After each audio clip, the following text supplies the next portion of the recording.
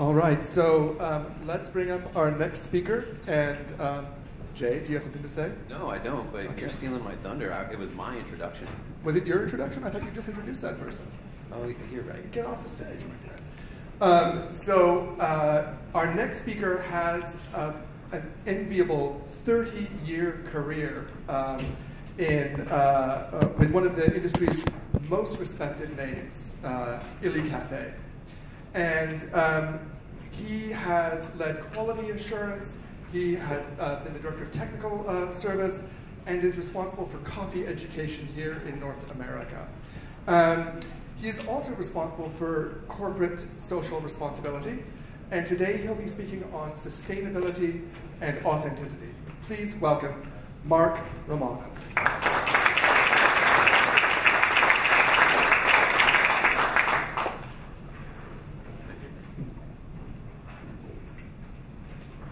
So good morning. It's nice to see everybody here this morning.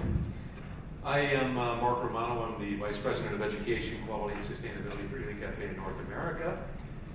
And today we're going to talk a little about sustainability, but first I want to give you just a little information about illycaffe.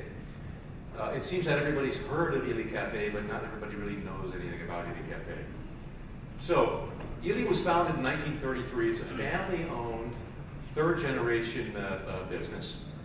They have a mission, passion, and obsession to provide the world's best coffee. But it's not just about the coffee, it's about really creating an experience and moments in our lives. This is really important to us. Research, innovation, and sustainability has been an emphasis for illycaffe over many, many years. We're currently available in 145 countries, serving more than 7 million cups a day. So, Doug, if you need any assistance, we'd be happy to work with you.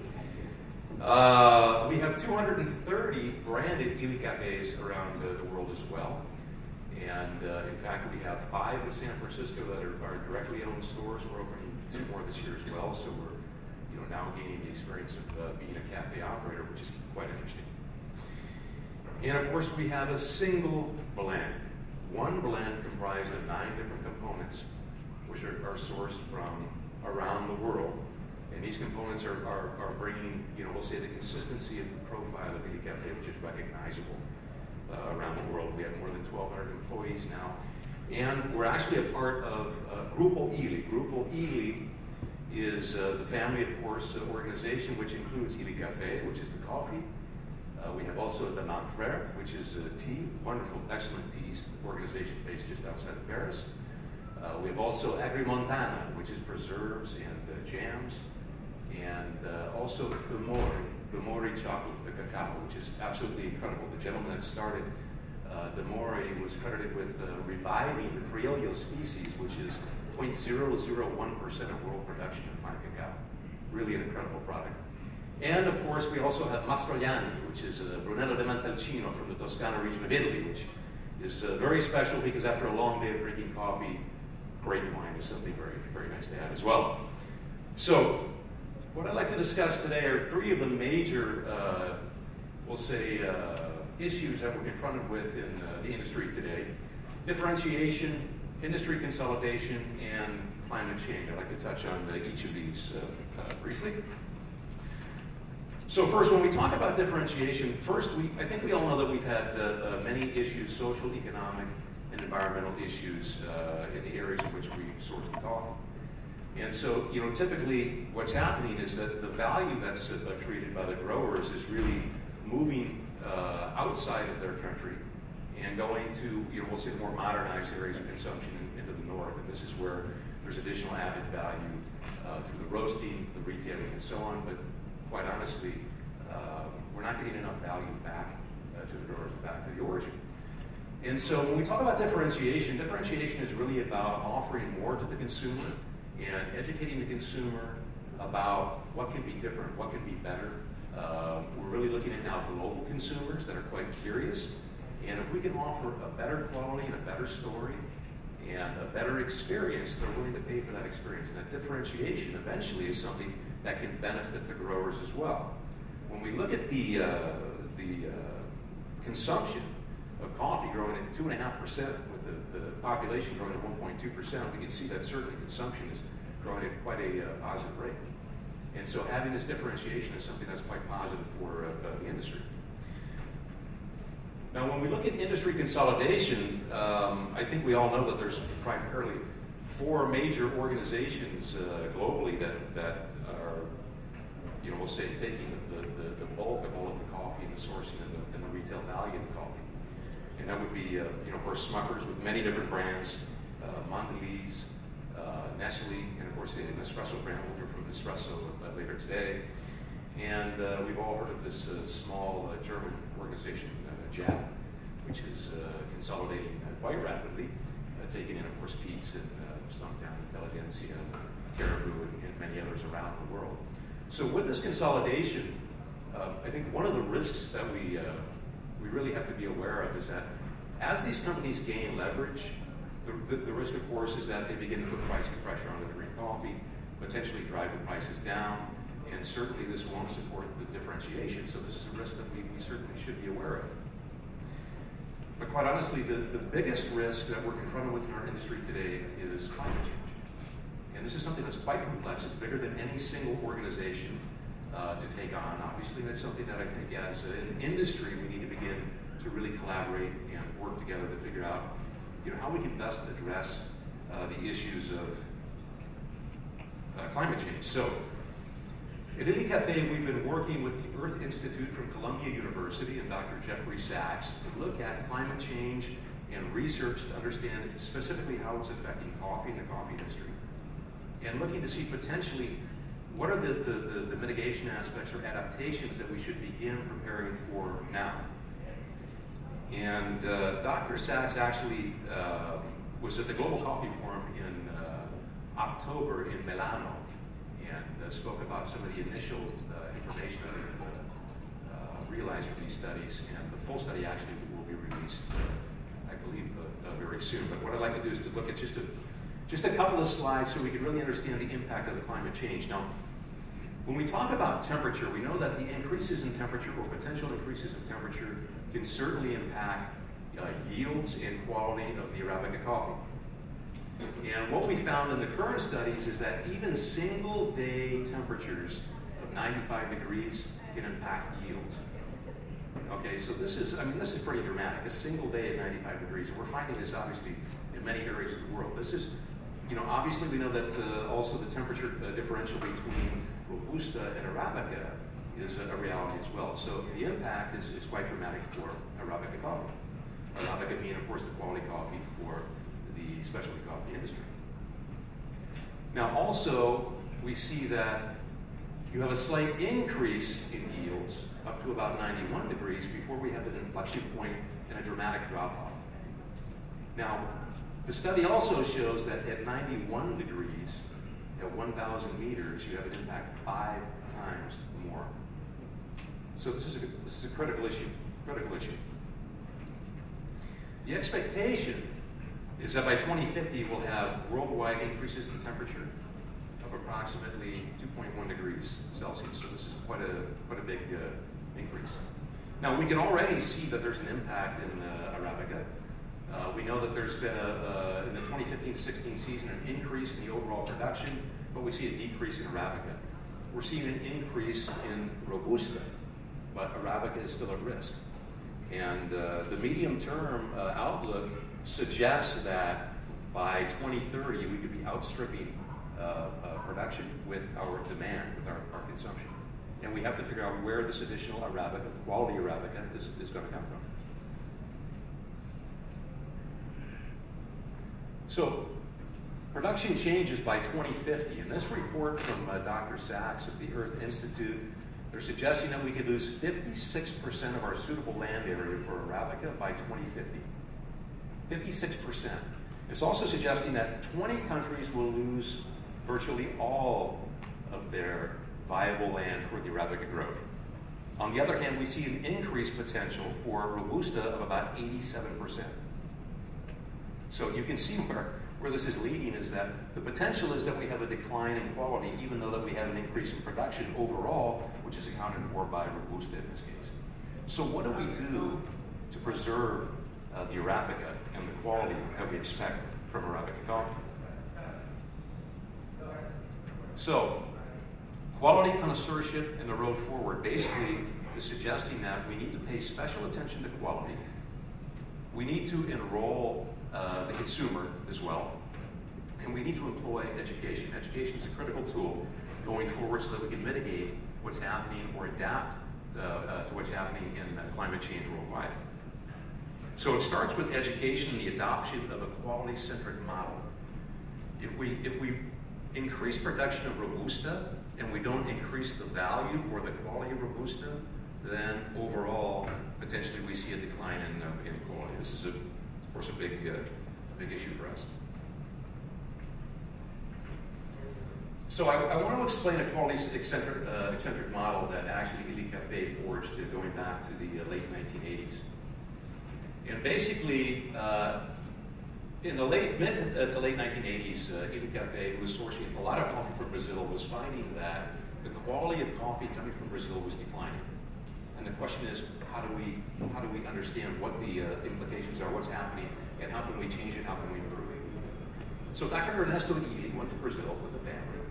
And what they found, typically, was that all of the Arabica coffees were being collected through the co-ops, and they were being mixed together. And so in this case, you had fine quality Arabicas, medium qualities, and low qualities, but overall you came out with really an average quality that was declining. And the question was, how do we actually get to the best quality coffees before they get to the co-op, before they're we'll say, diluted in this case? Now, if you recall, from 1989 until, or 1962 until 1989, the international coffee agreements included a component for pricing, and at the end of the day, there wasn't really much, we'll say, differentiation, and it was more of a commodities market. And so in this case, in 1989, when this pricing component dissolved, it was an opportunity for the family to go in and begin working directly with the growers.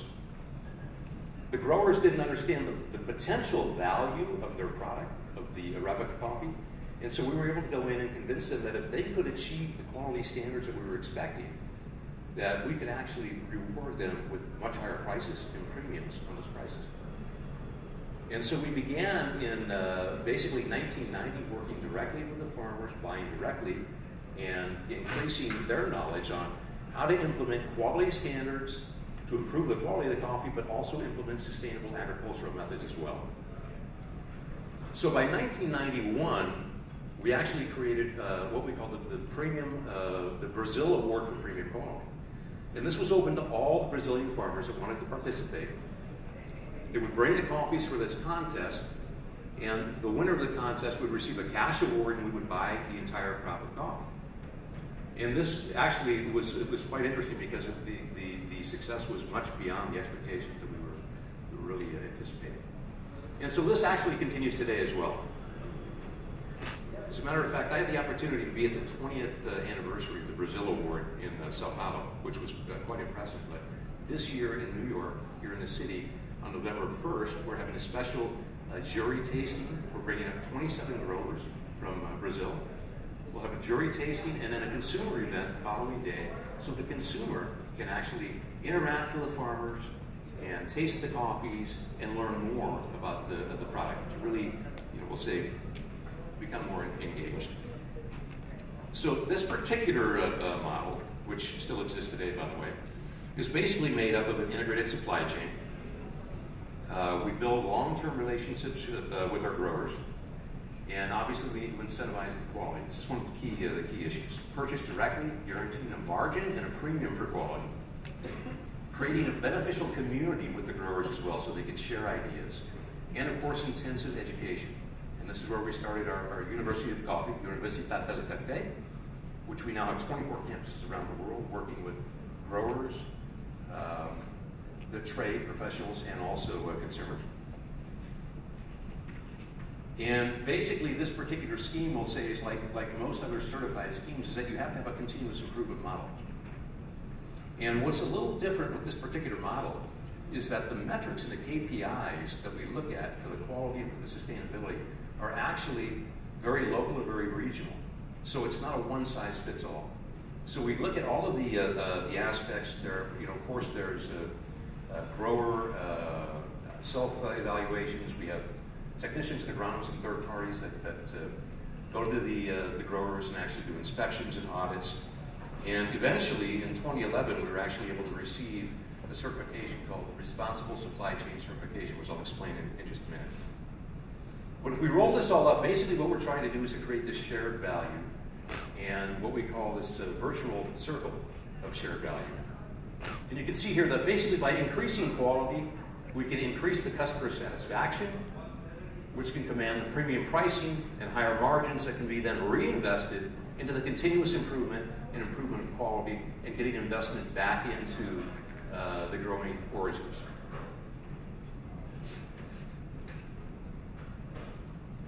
So responsible supply chain process certification was achieved in 2011, and this is basically open to any company and open to any product or supply chain. There are two different protocols, one of course which is the product, and in our case which is the green coffee, and one which is about the company, and it's about the organization, and it's about the intent, governance, ethics, oversight, and the actual sustainability model that you have within the organization. This is all a part of this certification, which is now moving from a, we'll say, sustainable product to a sustainable supply chain to a sustainable company. And I believe that really this is the history, and this is what we really have to look at, is not just, we'll say, purchase a lot of coffee that's fair trade or some other certification, but it's really looking at our organization and making sure that we're looking at all aspects of even the roasting and distribution and the way that we conduct business. So the key, as I mentioned, is really it's about education and quality. And what we're trying to do now is to build the leaders of the future. You can see this gentleman in the top left is Dr. Ernesto Illy. I don't know if, does everybody remember Dr. Illy? Anybody had an opportunity to meet Dr. Illy? Incredible man, humble man. Unfortunately, he left us in 2008, but what he left us was the Ernesto Illy Foundation. The Ernesto Illy Foundation, which is working, of course, with the growers on many different aspects, but primarily with education as well, with our University of Coffee. And then also, we had an opportunity earlier in the year to work with the Aspen Institute Business and Society program. This is their MBA case study program, where they engaged 1,000 students from 25 universities around the world. And the Yale Business School did a case study and worked with illycaffe to build this case study on coffee and the coffee industry. And the challenge to these students was to understand, of course, what are the issues and how do we address the issues in our industry. And it was quite interesting because there was a lot of innovation, a lot of passion, and it was a great engagement of the future leaders and innovators that we need to bring in to the industry today. All of these efforts are building the next generation of coffee industry leaders so that we can really look at our next steps. And our next steps are really, what are we going to do? What can we do together? You know, as key stakeholders, we have to work together and invest in quality and education. There's a few organizations up here I just wanted to highlight. These are just obviously a few out of hundreds that we could support. But I would suggest that if you look at the Ernesto Illy Foundation, the Earth Institute at Columbia University, doing a lot of climate change study, World Coffee Research has been doing an incredible work. They're involved in the international varietal trials currently, so that we can find the, we'll say, the hybrid Arabicas of the future, but maintain the quality and the cup quality, which is so important to our industry. And then, of course, coffee and climate change. They have an interesting toolbox to help support the growers in finding ways that they can adapt and they can, hopefully survive this potential travesty in the future. Unfortunately, there's no nice way to put that. And so I ask, if you don't mind, do what you can. We're all a part of the industry. We all have to work together, and I appreciate your time. And thank you very much for being here today.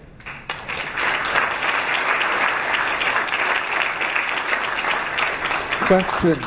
Does anybody have a question? Come on, you guys, don't be shy. Somebody. I'll kick it off. 1990, you start direct sourcing. It feels to me like there hasn't been a great deal of storytelling around that by illycaffe. Maybe I'm mistaken, But it feels like that level of differentiation and that level of sort of sourcing is something to be extremely proud of, and is a great story behind it. How do you feel like that has gone, and have you done enough around the storytelling? Well, first of all, you're right. There wasn't much talk about the sustainability efforts and the what's referred to today as the direct trading, and it was at the wishes of the family. We do what we do. It's not something that we want to go out and market as an example. The change was that when we achieved the responsible supply chain certification in 2011, part of that requirement will say is stakeholder engagement. And stakeholder engagement means that we need to go out and we need to talk about what we're doing. We need to up, we'll say the education and the knowledge. And so we started, quite honestly, very recently, talking about these various efforts. As you can imagine, when I talked about Grupo Illy, all of the group is involved in agricultural products. So when we talk about climate change, as an example, it impacts all of our products. And so it's something that we've been investing in quite heavily recently.